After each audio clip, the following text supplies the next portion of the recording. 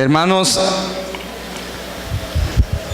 quiero antes que cualquier otra cosa suceda, mire, todas las iglesias presentaron, todos los pastores presentaron a su congregación, ¿verdad? A mí se me olvidó presentar a los hermanos de Tabernáculos de David. Pónganse de pie, por favor, hermano, no va a ser que se me vuelva a olvidar, ¿verdad?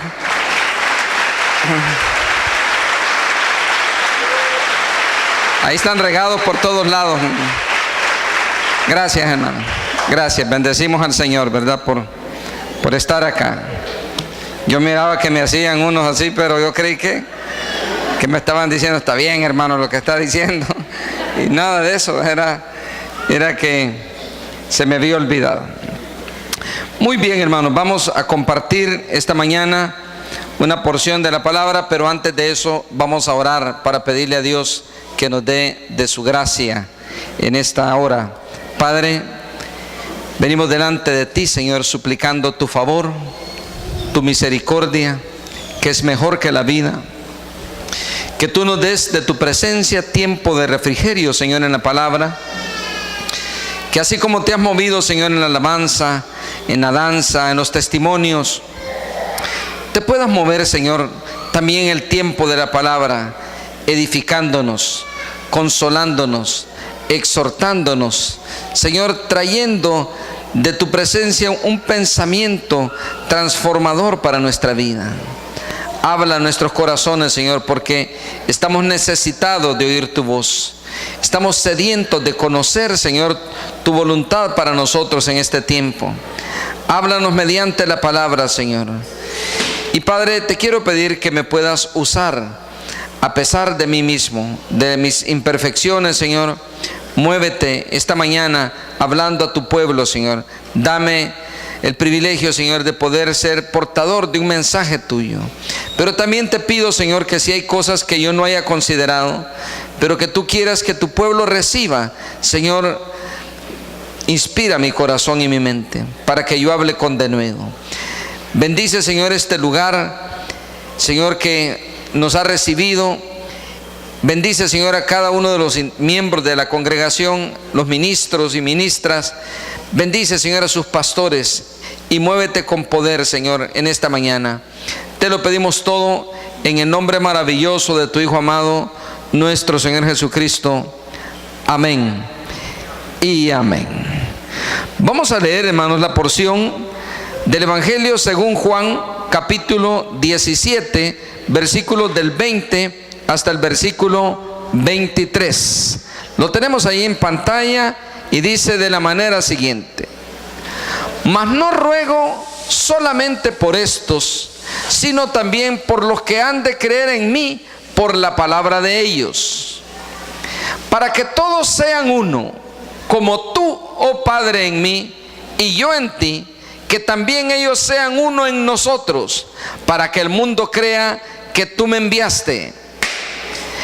La gloria que me diste yo les he dado, para que sean uno, así como nosotros somos uno. Yo en ellos y tú en mí, para que sean perfectos en unidad, para que el mundo conozca que tú me enviaste y que los has amado a ellos como también a mí me has amado. Amados, quiero compartir esta mañana bajo el tema la unidad de la iglesia.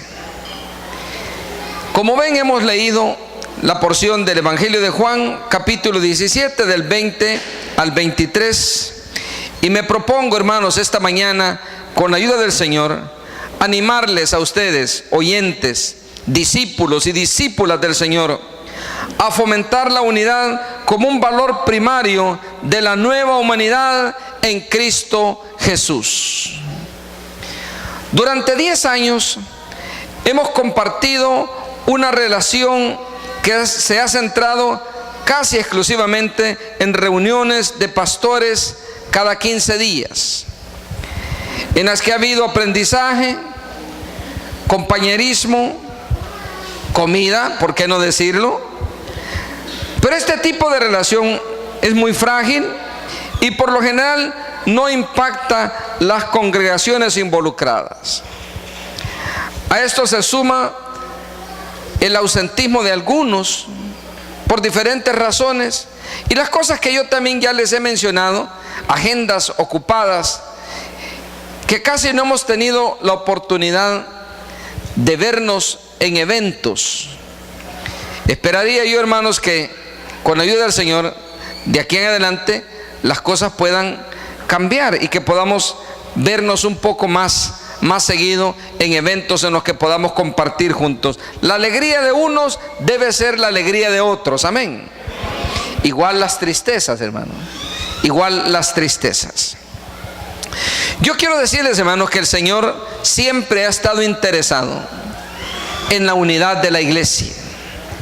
En el Evangelio de Jesucristo, la unidad de la iglesia cumple un papel sumamente importante, tan importante que lo acabamos de leer en el texto que vimos en pantalla, que de otra forma el mundo no va a creer en Jesucristo, no va a creer que Jesús fue el enviado si no ve unidad en la iglesia.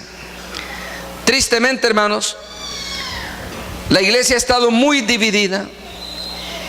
Y más triste aún, ha habido gente que ha tenido un especial interés en intentar fragmentar más la iglesia, dividir más la iglesia. Yo quiero decirles, hermanos, que hay uno que está interesado en que la iglesia esté dividida. Así como el Señor está interesado en que la iglesia esté unida, porque eso va a dar testimonio al mundo que Jesús es el Cristo, es decir, el ungido, el enviado por el Padre. Así hay uno que está interesado en que la iglesia se divida, uno que vino a hurtar, matar y destruir. Usted sabe de quién estoy hablando, ¿verdad? Y muchas veces, hermanos, nos plegamos a sus propósitos. La iglesia peleando unos contra otros, la iglesia denigrando unos a otros, la iglesia buscando defectos unos de los otros, en vez de buscar las cosas, hermanos, que nos unen. Y no estoy hablando de ecumenismo, porque no estoy hablando de unirse indistintamente, estoy hablando de unirse los miembros del cuerpo de Cristo. El Señor comienza la porción que hemos leído. Juan capítulo 17 es un capítulo impresionante, hermanos. Es un capítulo en el que Jesús ora, y ora por muchas cosas. Ora por sí mismo, ora por los discípulos, ora por los que van a creer, por el ministerio de los discípulos, ora por la unidad de la iglesia, ora por muchas razones, hermano. Él le rinde cuentas al Padre y le dice: Padre, de los que me diste, ninguno se perdió, excepto el hijo de perdición, para que se cumpliera lo que de él estaba escrito.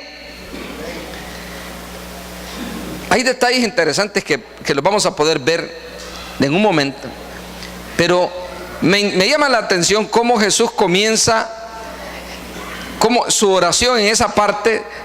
Dice Jesús: mas no ruego.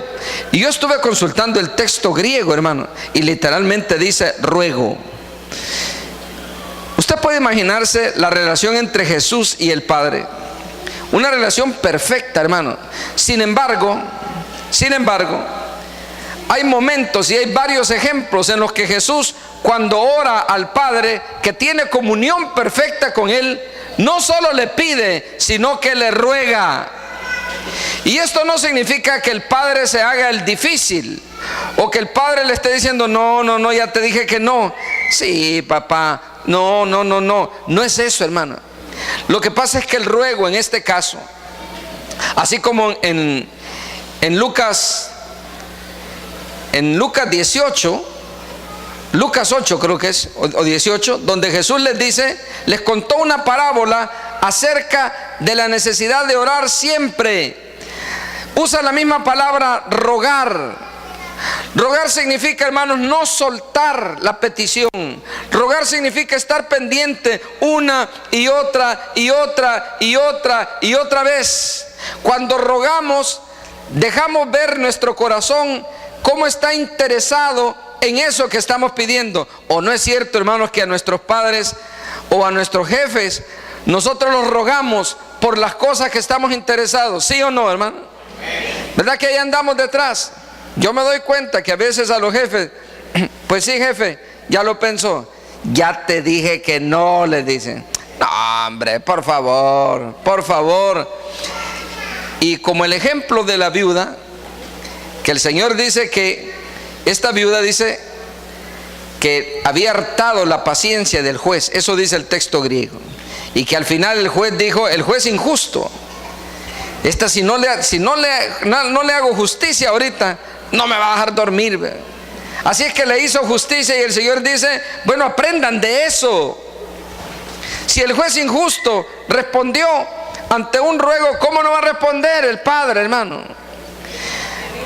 Jesús rogó, es decir, que él, hermano, tenía en mente a cada instante y tenía una idea fija, hermanos, acerca de la unidad de la iglesia.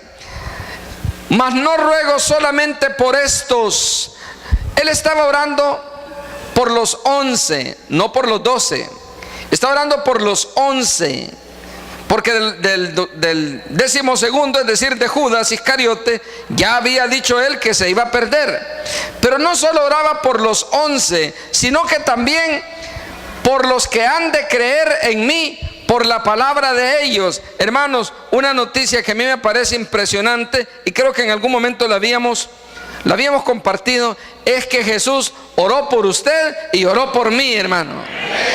Mire qué bendición. Te ruego, Padre, no solo por estos 11, te ruego por los que han de creer por la palabra de ellos. Hermanos, estuvimos en la mente de Jesús. Pero un detalle interesante, Jesús oró por los que habían de creer. Él no oró por los que no iban a creer. Él no oró por el mundo. Ya les voy a mostrar dónde lo dice más claramente. Juan 17, él no oró por el mundo, él oró por los que habían de creer. Y le dijo, Padre, te pido por estos, pero no solo por estos, te ruego no solo por estos, sino por los que han de creer por la palabra de estos.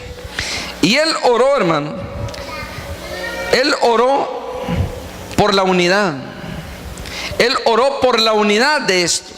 Él oró para que nosotros, hermanos, ustedes y yo, seamos gente unida. Él oró por la unidad. Veamos cómo lo dice Juan 17:11, para que nos quedemos en el mismo capítulo. Juan 17:11. Ahí lo van a ver en pantalla, mire. Y ya no estoy en el mundo, mas estos están en el mundo, y yo voy a ti. Padre Santo, a los que me has dado, guárdalos en tu nombre, para que sean uno, así como nosotros. La petición fue, Padre, yo no te pido por el mundo. Jesús no está interesado en que el mundo sea unido. Mire, pero el mundo sí está interesado en unirse, y a veces más que la iglesia.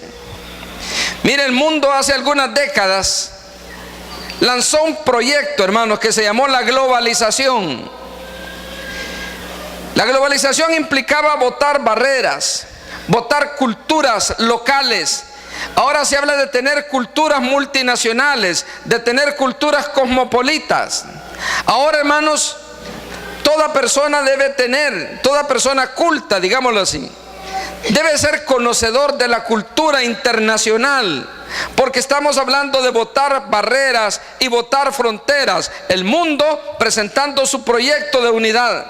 El mundo hablando, hermanos, de desregulación de las fronteras. El mundo hablando de la gran aldea, como le han llamado algunos. El mundo hablando de unidad. Pero Jesús no oró por la unidad del mundo. Jesús oró por la unidad de los santos. Véalo, mire cómo dice ahí, Padre Santo, dice, Padre Santo, a los que me has dado, a los que no, los que se van a perder, no. A los que me has dado, guárdalos en tu nombre, para que sean uno. Así como nosotros. Pero da tristeza, hermanos, que muchas veces los inconversos son más unidos que la iglesia. El Señor estaba hablando de unidad en la iglesia, de los que habían de ser salvos. Quiero que vea también el capítulo 20, perdón, Juan 17, versículos 20 y 23, o 20 al 23, que el que acabamos de leer. Jesús oró para que fueran uno. Él dijo: Padre, que sean uno, así como yo en ti, tú en mí, que ellos sean uno en nosotros. Juan 17, del 20 al 23, es la porción que leímos originalmente. Ahí lo dice el Señor. Además, hermanos, el Señor, entre otras cosas, yo estoy enumerando las cosas por las que Jesús oró en Juan 17, por la iglesia. Primero, oró por la unidad de la iglesia. También, hermanos, el Señor oró para que la iglesia, los hermanos, ustedes y yo, hermano, seamos guardados del mal. Él oró para que fuéramos guardados del mal.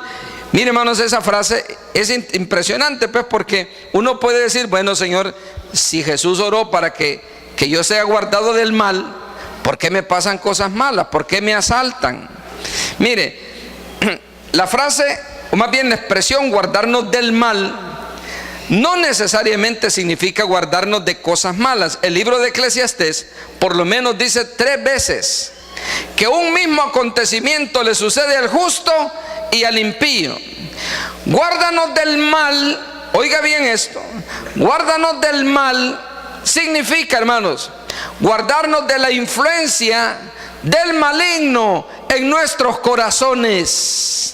Cuando Jesús oraba por guárdalos del mal, no estaba orando guárdalos de los acontecimientos malos, sino que Él estaba orando porque seamos guardados, hermanos, en nuestra integridad espiritual, que el mal no los vaya a seducir, que el mal no los vaya a arrastrar, que el maligno no vaya a penetrar sus mentes y no vayamos a ver a la iglesia involucrada en cosas del maligno. Por ese tipo de mal es que estaba orando Jesús. Veamos cómo lo dice, por favor. El versículo 15, mire, 17:15. No ruego que los quites del mundo. Mire qué tremendo eso, hermano. Yo no te estoy pidiendo, papá, le dice, que los quites del mundo.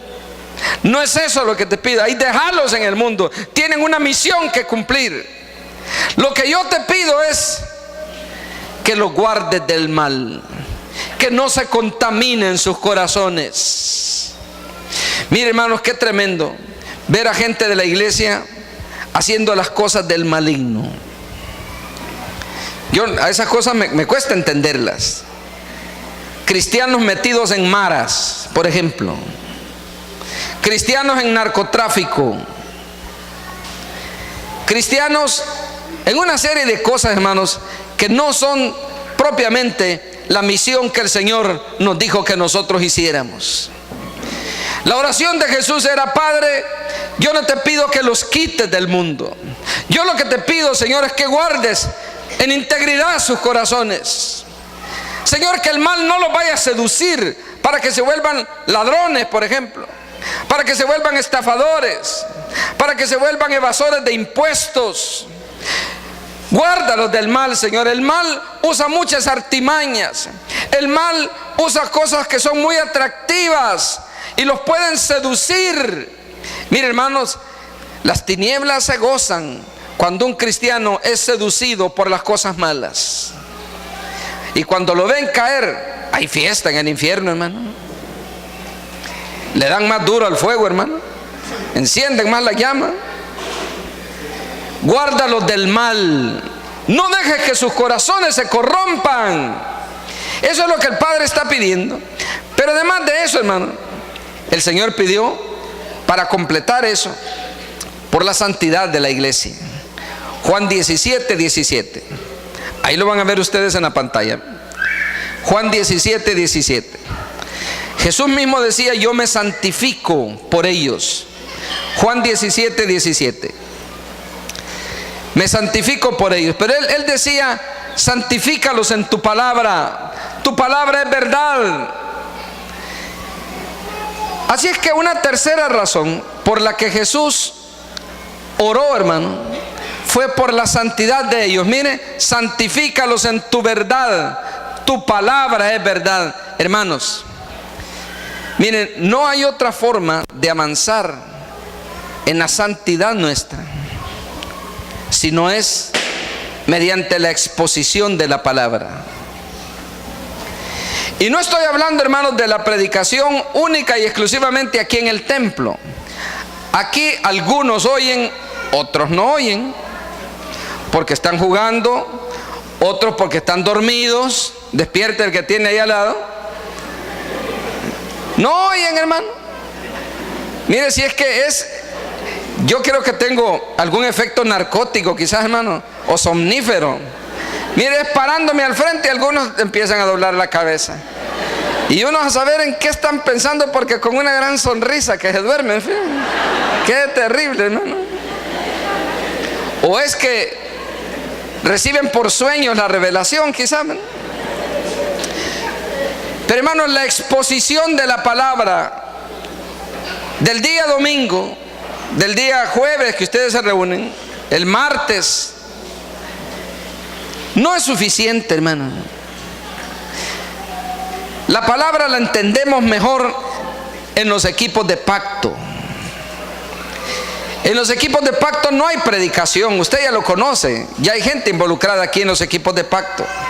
En el equipo de pacto lo que hacemos, hermanos, es discutir el mensaje en el buen sentido, no discutirlo para ponerlo en tela de juicio, sino para entenderlo mejor. Ahí podemos hacer preguntas, ahí podemos hacer comentarios, ahí podemos con toda confianza decir: mire, hermano, fíjate que esa parte yo no la entendí, pero puede ser que otro sí la entendió. Y entonces compartimos. La santificación, hermanos, es el resultado de estar expuesto a la palabra de Dios. Santifícalos en tu verdad, tu palabra es verdad. Una cuarta razón por la que Jesús oró, y la acabamos de ver, pero la vamos a ver.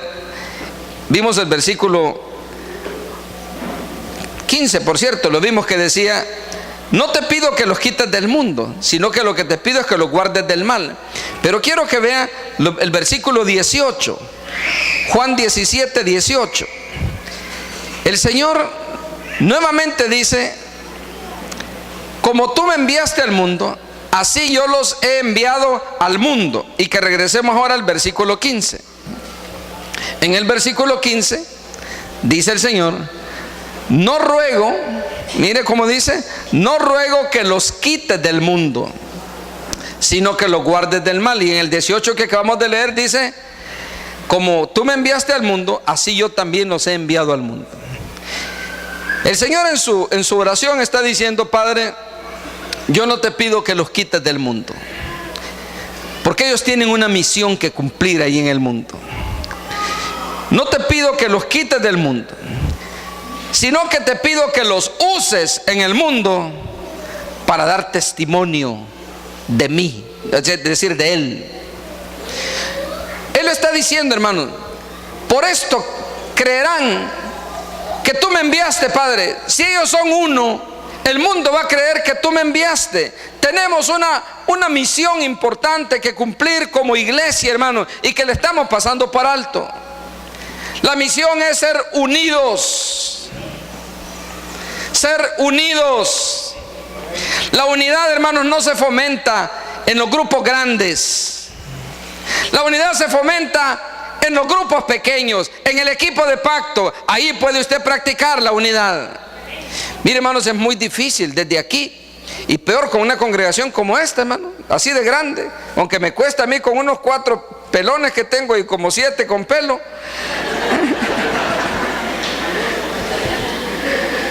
Sin alusiones, ¿verdad? Especiales.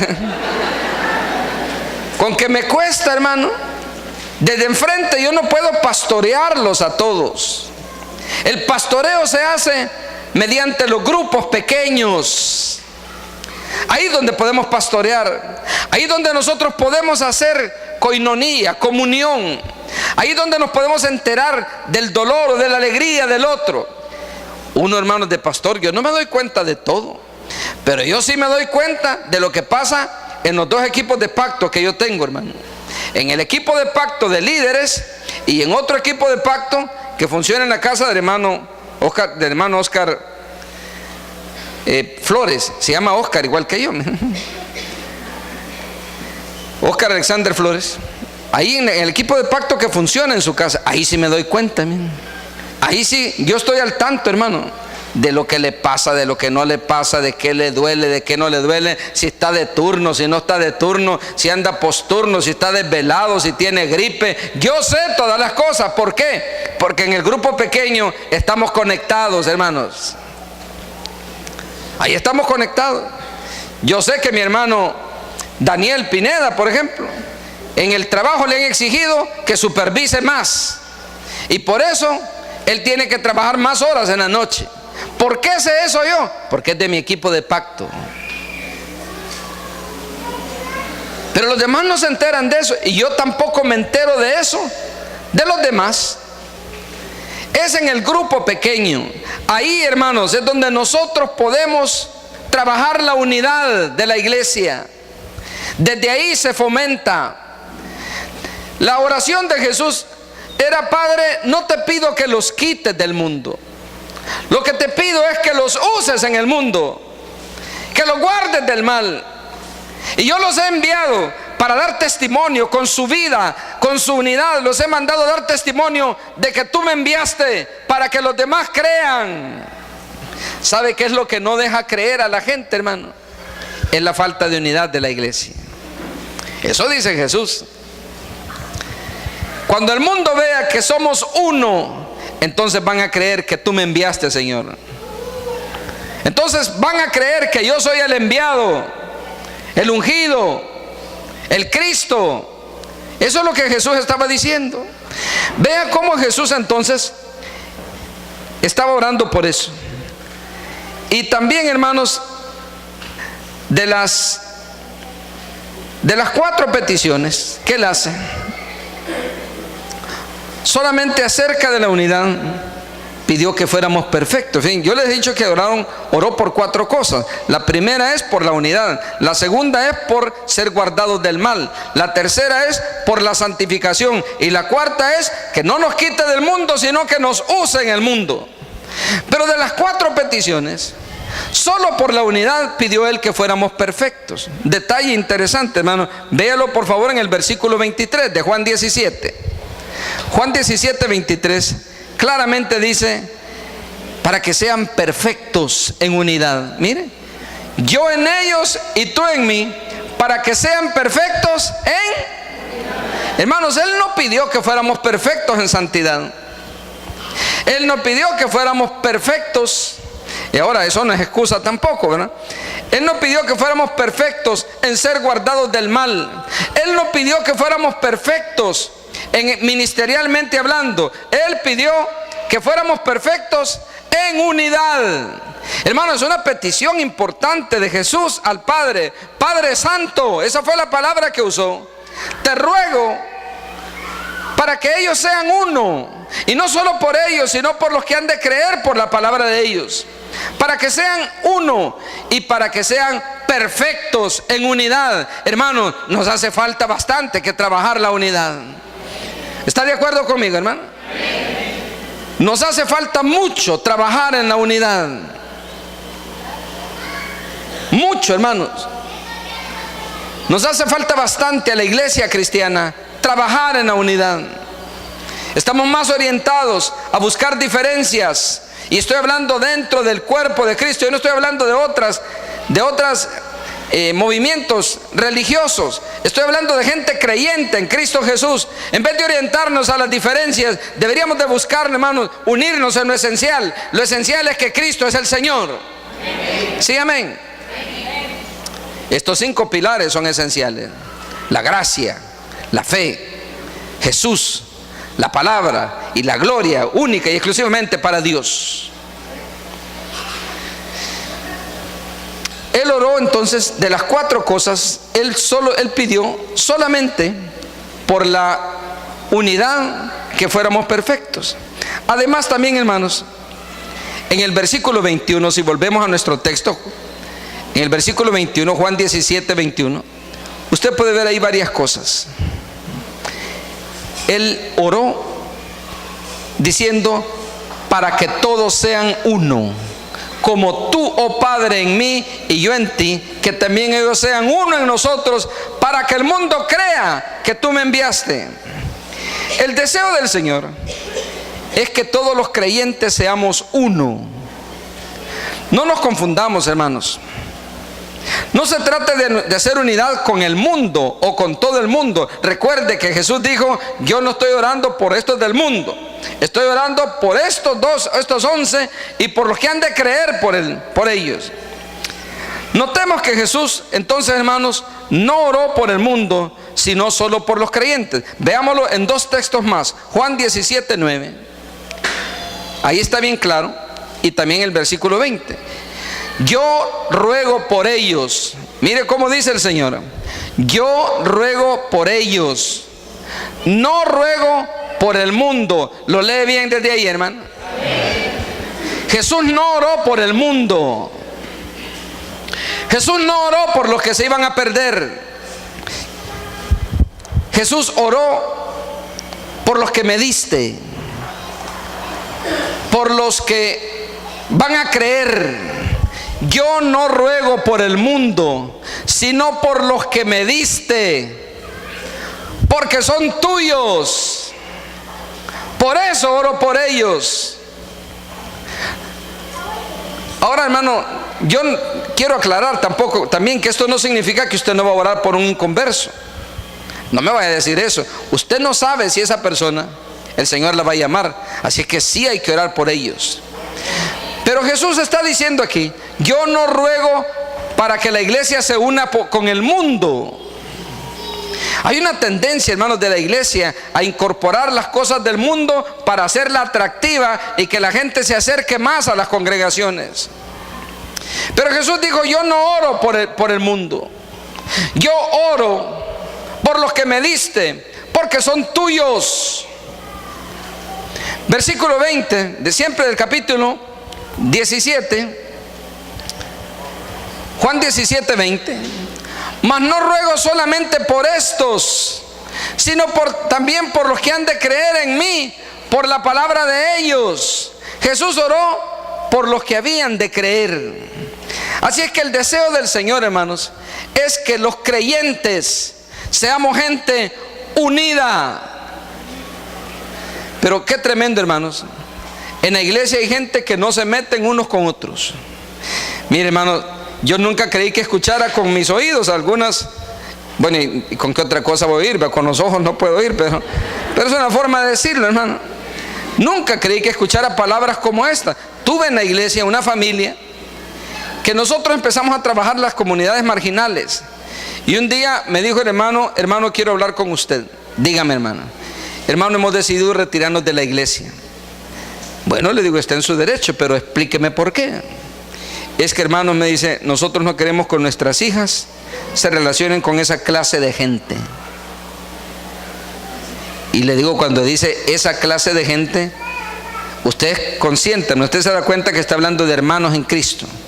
Sí, hermano, me dijo, pero lo que yo he pensado para mis hijas es que ellas se relacionen con gente de otro nivel social. Así es que ya lo decidimos, hermano, nos vamos a ir. Qué tristeza, hermano, porque esa persona que tiene un nivel socioeconómico más bajo también fue comprada por el precio de sangre de Cristo. Vale la misma sangre.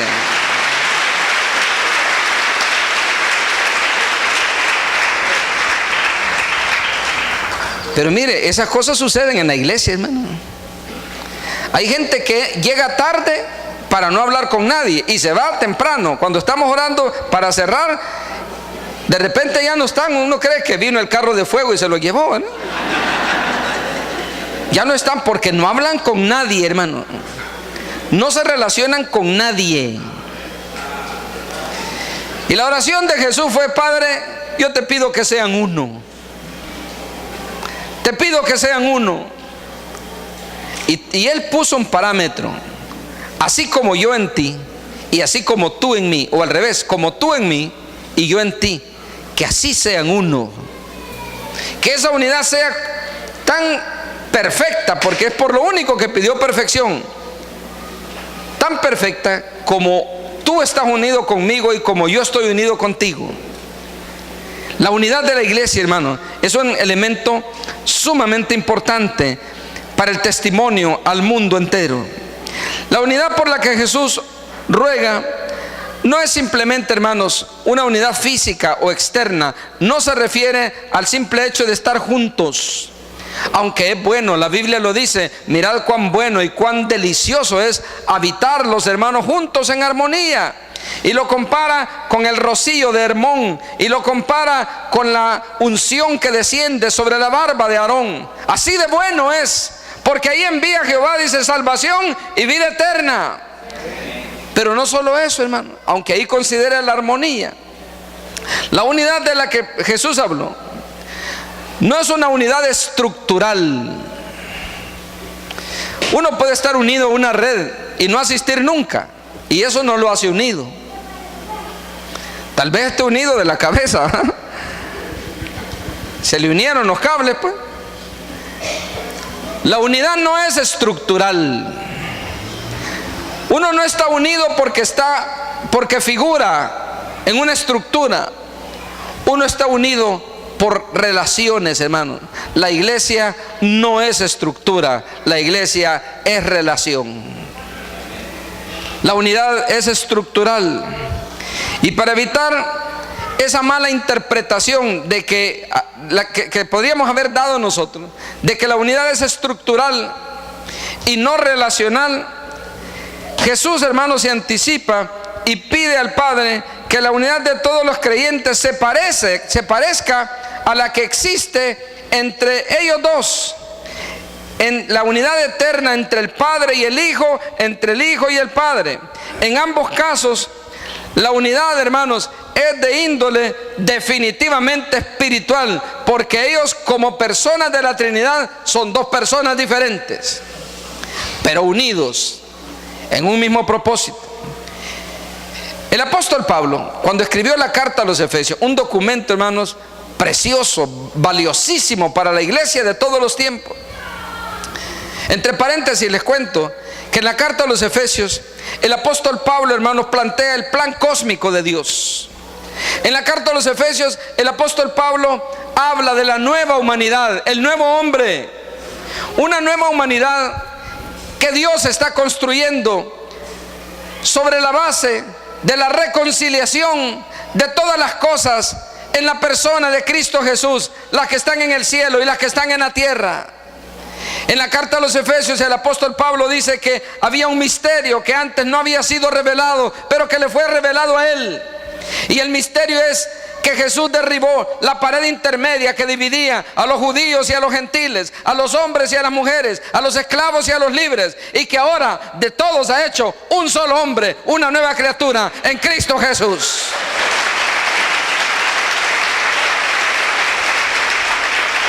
Un detalle impresionante de la carta a los Efesios es que en pocas cartas se ve ese detalle. Es que el apóstol Pablo le escribe a mujeres en la carta. Generalmente las cartas eran leídas por hombres. En la carta a los Efesios le escribe a los esclavos.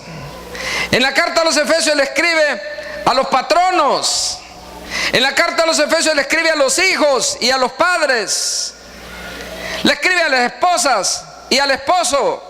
Lo que significa, hermanos, que al ser leída la carta no iban a haber paredes intermedias, iban a estar sentados como están ustedes ahora, hermanos, sentados sin prejuicios de ninguna naturaleza. Eso es la nueva sociedad que Cristo está levantando. Una nueva sociedad fundamentada, hermanos, en el amor y la unidad. El apóstol Pablo entonces lo dice en Efesios 4:3, veámoslo por favor. La unidad, hermanos, no es estructural, es una unidad de relaciones. Miren, y el apóstol lo dice: solícitos. ¿Sabe qué significa la palabra solícito? Solícito significa estar dispuesto. Mire, yo en la congregación tengo gente muy solícita. Yo a veces estoy parado, hermano, en el tiempo de la adoración. A veces uno se para estar pendiente de detalles que hagan falta. Y yo sé de algún hermano que me está viendo, y yo medio hago un movimiento y me hace de seña. ¿Qué le pasa? ¿Qué necesita? Hay gente muy solícita. Muy solícita. Yo a veces ando buscando, cuando ando renqueando, hermano, que me duele la pierna, por el nervio que me duele, ando buscando una silla y por supuesto me cuesta más caminar. Este hermano ya voló, ya se le tiró a la silla y me la puso enfrente. Hay gente así muy solícita. Y hermanos, aquí en Peniel yo he conocido gente así, muy solícita. Como que es parte de la cultura de la congregación, gente muy dispuesta.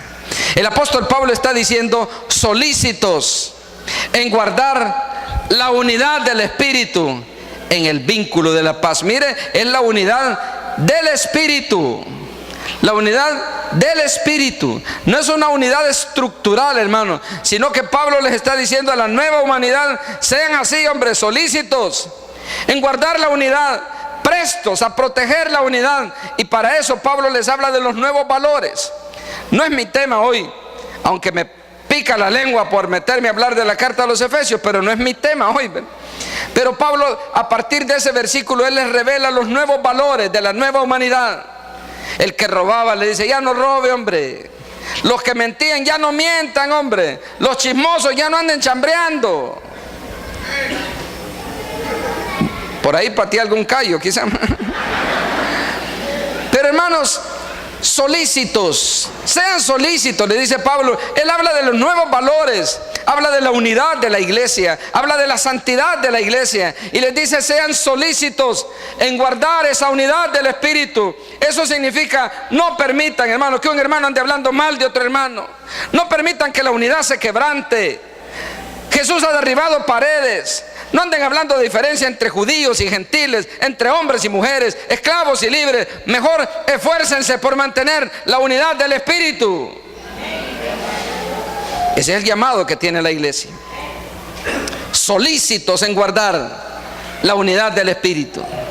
Pero qué fácil es hablar un hermano del otro. Qué fácil es ver los errores del otro. ¿Verdad que fácil, hermano? Es fácil. Mire, yo a veces dando alguna capacitación, les digo: vamos a hacer un ejercicio, les digo. Busque una pareja, una persona en pareja, lo hacen en pareja. Escriba, por favor, les digo, tiene 5 minutos para escribir todos los defectos que usted le ve a esta persona. 5 minutos. Y hermanos, a veces llegan los 5 minutos y les digo: paren, espérenme, permítame. O si no, alguien dice: no tiene otro papel. Ahora les digo: muy bien, ahora van a tener otros 5 minutos para escribir todas las virtudes de esa persona. Y los veo ahí comiéndose las uñas. ¿Y por qué no escribe? Le digo: espérenme, estoy pensando. Que cuesta, hermano, cuesta. Pero la iglesia de Cristo está llamada, hermano, a mantener. Mire, si no podemos decir nada bueno, por lo menos callémonos la boca, hermano. Ya con eso hacemos bastante. Sí, amén.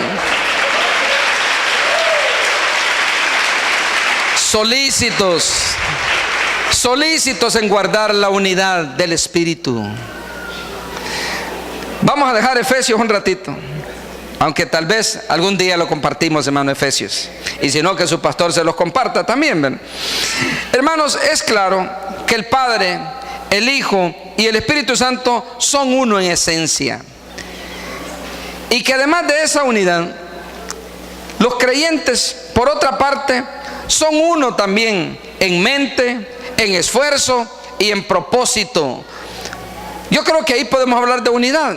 Todos los creyentes buscamos exaltar a Jesucristo. Si no, no es creyente, hermano. No importa de la denominación que sea, pero todos buscan exaltar a Jesucristo. Si no exalta a Jesucristo, no es creyente, hermano. Todos tenemos el mismo propósito de alcanzar a otros con el Evangelio de Cristo. Sí, amén. Entonces podemos hablar que la iglesia puede unirse en propósito, puede unirse en esfuerzos, puede unirse en pensamiento, en mente. Estas dos clases de unidad, la unidad de la Trinidad y la unidad del creyente, hermanos, no son iguales, pero hay una similitud muy grande. Podemos ser uno, hermano. Al menos en esos niveles podemos ser uno. La unidad solo es posible, hermanos, entre personas que han nacido de Dios. Ese es un punto importante. ¿Por qué? Bueno, Jesús mismo nos lo enseñó en la oración. Yo no te pido por el mundo, yo te pido por los que han de creer, porque esos son tuyos. Porque los que han de creer son tuyos, tú los vas a hacer nacer de nuevo. Juan capítulo 1 dice, hermano, que los hijos de Dios no son nacidos engendrados ni de carne, ni de sangre, ni de voluntad de varón, sino de Dios. El nuevo nacimiento ocurre, hermanos, antes de entrar al reino. Jesús se lo dijo a Nicodemo: si no naces de nuevo, no vas a ver el reino. Si no naces de nuevo, no vas a entrar al reino. Pero la iglesia a veces le damos vuelta a las cosas y decimos: mire, usted entre al reino, ahí en el camino va a ir ocurriendo el nuevo nacimiento. No, Señor, no dijo eso Jesús. El nuevo nacimiento ocurre cuando Él nos llama con llamamiento eficaz. En ese momento Él transforma nuestro entendimiento, activa nuestra fe, que es un regalo de Él. Si no, no pudiéramos creer, hermanos, en Jesucristo. Así es que la unidad de la que está hablando el Señor, o de la que el Señor está hablando en ese pasaje, aunque no es igual que la de la Trinidad, pero es una unidad en la que podemos nosotros, hermanos, ponernos de acuerdo, al menos en pensamiento, en propósito, al menos en esfuerzo. Esta unidad, como repito, solo es posible entre personas que han nacido de nuevo. Usted no puede hacer unidad con un impío, hermano. Y el apóstol Pablo se lo dice a los corintios. Les dice que no se unan en yugo desigual con los incrédulos. ¿Qué comunión tienen las tinieblas con la luz?, les dice. ¿Qué trato hay entre Dios y Belial? Y eso no solo aplica al matrimonio ni al noviazgo. Algunos novios o novias se enojan cuando les dicen: mira, y ese impío que te has hallado. O como decía una hermana: y ese mal impío. Y yo decía: o sea que hay buenos impíos. Pero hay gente que sí dice: ese mal impío que te has hallado. No hay comunión, hermanos. No podemos hacer unión. Y la gente no escucha. Y años más tarde, hermanos, tienen un hogar desintegrado como resultado de una elección que provino de la carne y que provino de su propio esfuerzo y no de Dios. La unidad en el Espíritu es importante, y solo puede ocurrir esa unidad en personas nacidas de nuevo. Solo entonces puede haber unidad si hay personas que nacieron de nuevo. Veámoslo por favor en Juan capítulo 13, del 34 al 35.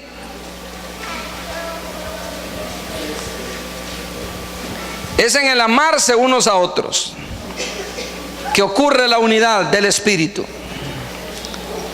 Sin amor no puede haber unidad. Sin el amor de Dios no puede haber unidad. Mire, un mandamiento nuevo os doy: que os améis unos a otros.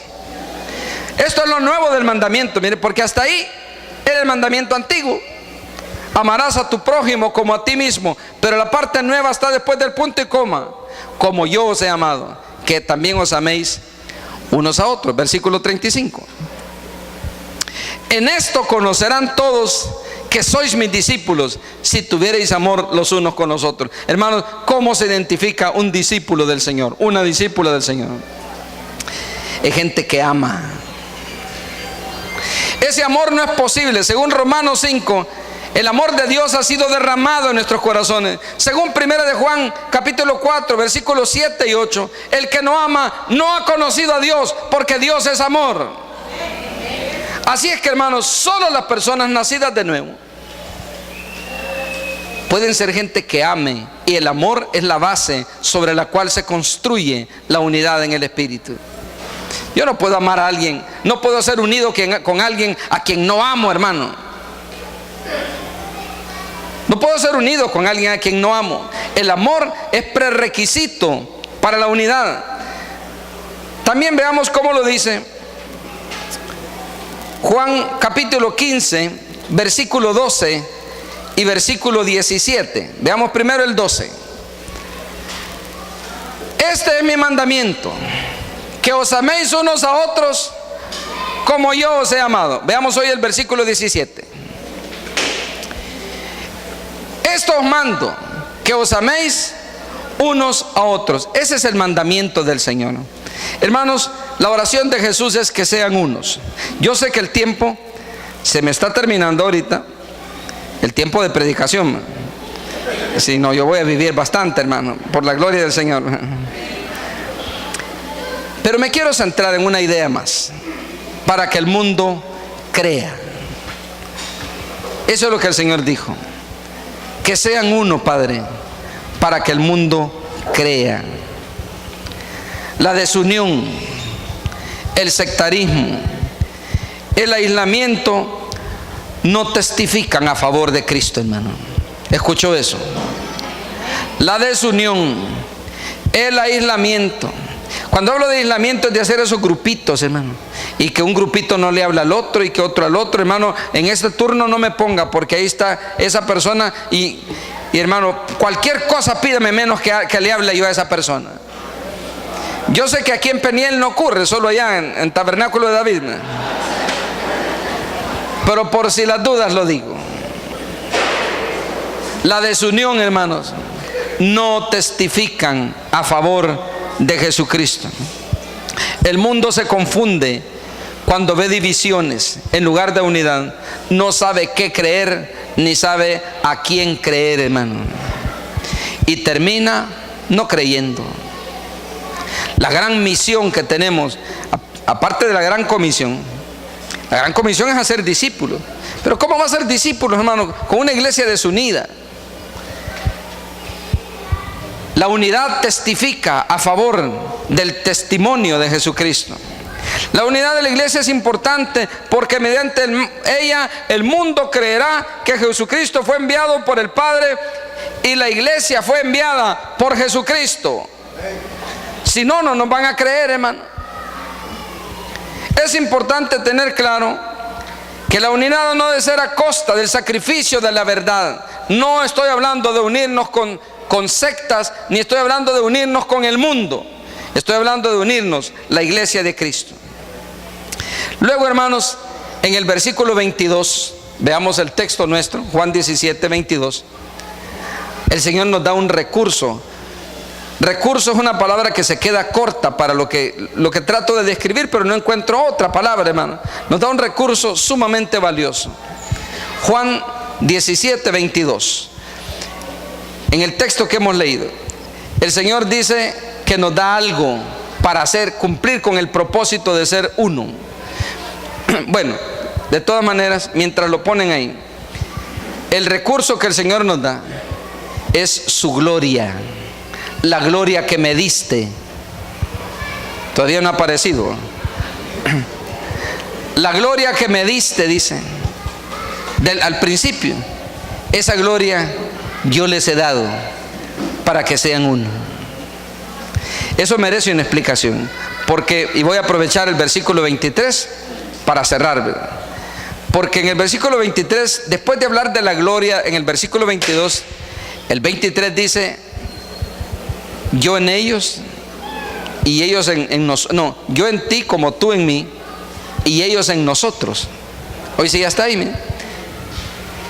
Yo en ellos y tú en mí, para que sean perfectos en unidad, para que el mundo conozca que tú me enviaste y que los has amado a ellos como también a mí me has amado. El 22, el versículo anterior: la gloria que me diste yo les he dado para que sean uno, así como nosotros somos uno.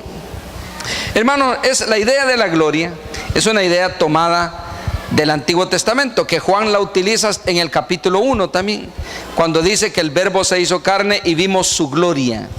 Cuando dice se hizo carne, la expresión griega dice que extendió su tabernáculo y vimos su gloria. La idea es tomada del Antiguo Testamento, donde el tabernáculo estaba en el desierto, hermanos, allá en el sequedal.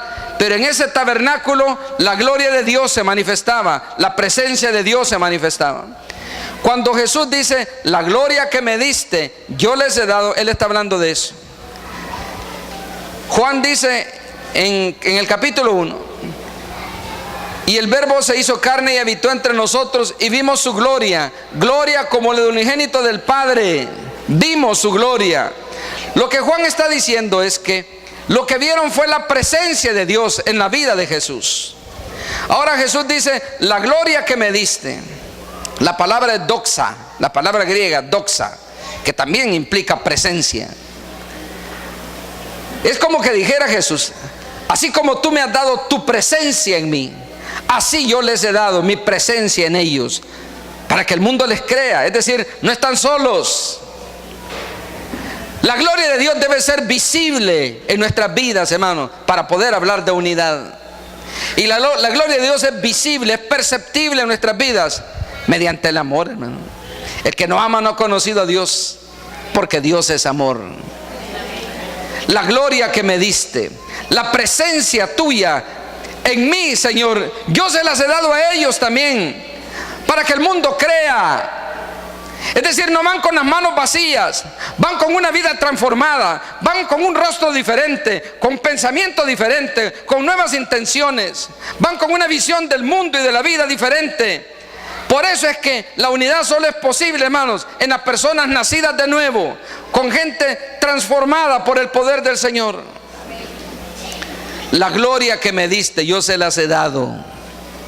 No vamos con las manos vacías, hermano. La gente puede ser que no nos crea nuestras palabras, pero lo que la gente no va a poder negar es nuestras vidas transformadas, hermano. Ese es el mejor testimonio que tenemos. Pero ¿qué tal si nuestras vidas no son transformadas? A lo mejor quizás, bueno, mejor ni digo nada. Pero no vamos con las manos vacías. La gloria de Dios ha sido depositada, hermanos, en nosotros. Es decir, la presencia de Dios, la presencia de Jesús. Lo que está diciendo Jesús en el versículo 23, en el 23, para que lo veamos: yo en ellos y tú en mí. Está hablando de la presencia, hermano. Yo en ellos y tú en mí, para que sean perfectos. Es decir, lo que nos puede hacer perfectos es la presencia de Dios en nuestra vida. Mire, qué bonito es cuando una persona le dice a otra: mire, es que esa persona tiene un no sé qué. Es que solo hablar con esta persona transmite paz. Es que solo hablar con esta persona, como que uno ve más claras las cosas. Tal vez no sepa mucho, pero como el trabajo que vamos a hacer no se trata de conocimiento, hermano, se trata de la presencia de Dios en nuestras vidas. Yo en ellos y tú en mí, para que sean perfectos en unidad, para que el mundo conozca que tú me enviaste y que los has amado a ellos como también a mí me has amado. Para alcanzar la unidad, ahí lo lee por favor de nuevo en Efesios 4, ahí lo lee usted, Efesios 4, del 1 al 6. Si lo tenemos ahí, solo lo leo y lo enumero y con eso termino. Solo quiero decirles que Pablo habla en detalle, hermano. Pablo habla en detalle que para alcanzar la unidad se requiere poner en práctica 5 cualidades que el apóstol Pablo describe. O 6 quizás, tal vez 6, miren.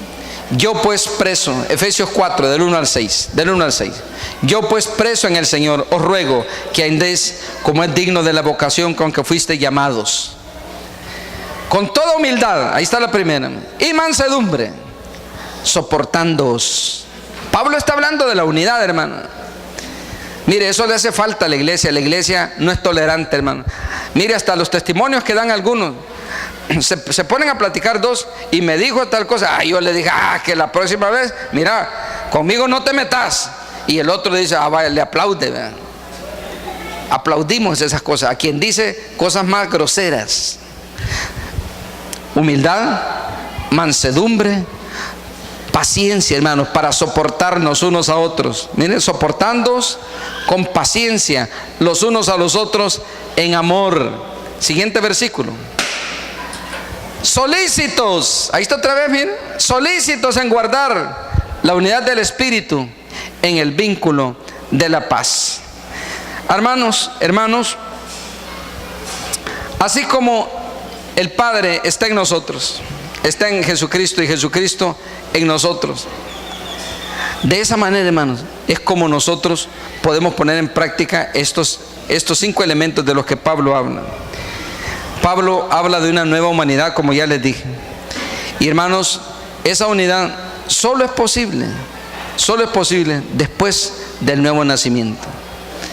El Señor no nos está mandando a hacer cosas para las cuales no nos haya equipado. Él nos ha equipado. Y quiero concluir, hermano, diciendo por lo menos 5 cosas en esta mañana.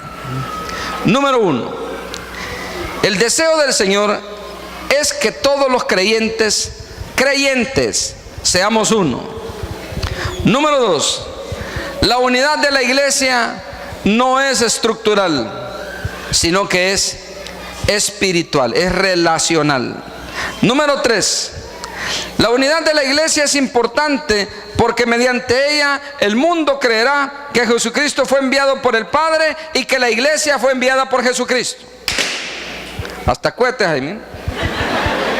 Número 4, un recurso indispensable, hermano, para la unidad es la gloria de Cristo en nosotros, la presencia de Cristo en nosotros, que resplandezca en nosotros la presencia de Cristo. Y número 5, hermano, la base fundamental de la unidad es el amor, porque Dios es amor. Vamos a orar. Padre, bendecimos tu nombre esta mañana.